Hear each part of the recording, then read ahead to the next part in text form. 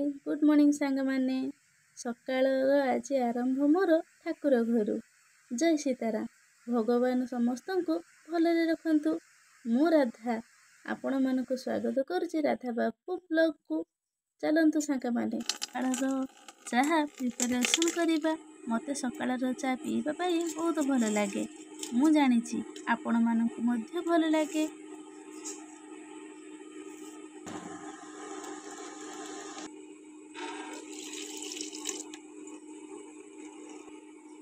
किंतु मोर आउ गोटे हेबिट अछि चाहा सह परोटा खाइबा। कौन आपण मानक एमिति भल लागे? चलंतु सांग माने चाहा परोटा आमे खाई नबा।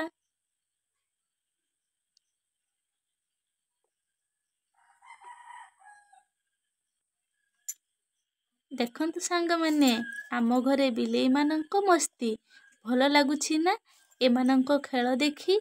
चलंतु मु आज ब्रेकफास्ट रे कौन करिबी आपनकु शेयर करिबी। आज रे ब्रेकफास्ट रे मु पखाल सह आलू भजा, पुटुल भजा, भेंडी भजा, बड़ी भजा, टमाटो बैगण पोड़ा, कलरा सिजा आलू रेडी करिछि।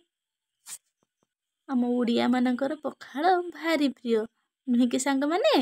एबे टिके मो लंच थाली उपरे नजर दियंतु।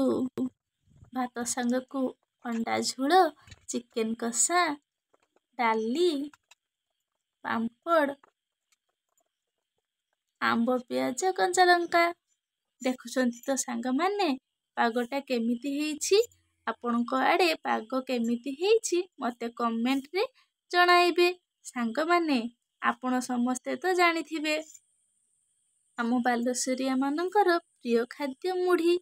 चलंतु आजी मुढ़ी मसला किपरि तैयारी करुछि ए ठंडा पागरे ताहा आपनकु जणाइबी। हमें कड़ाई को गरम करी बादाम को भाजी आनिली। कढ़ाई रे तेल देई सुखिला लंका, जीरा, भृसंग पत्र, पियाज पकई फ्राई करिबी। आउ ब्राउन कलर हैला परे अदा और स्वाद अनुसारे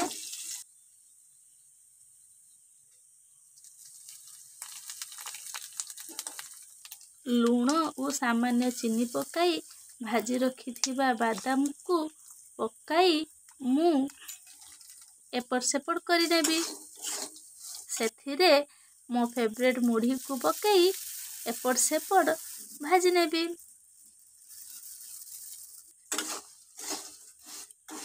आवश्यक अनुଯାयी हलदी और लंका गुंड पकाई किछि मिक्सचर सेव भजा पकाई प्रस्तुत करदेली गरम गरम मुढ़ी मसला।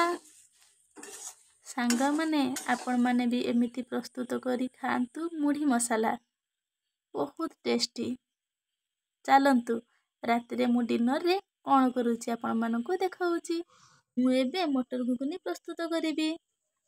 सांग माने आपनकु मटर तरकारी सह कौन खाइबा को भल लागे कमेंट माध्यम रे कहिबे।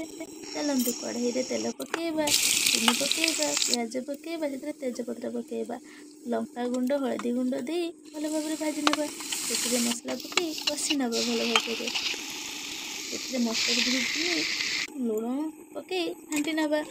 पुणी थरे सेतरे पानी देई फुटेई देबा। प्रस्तुत हो गला मोर मटर घुगनी ता सांगरे चकुली।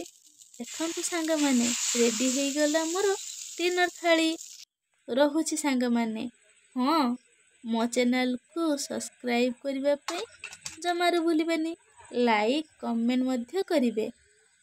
जय सीताराम। Good night.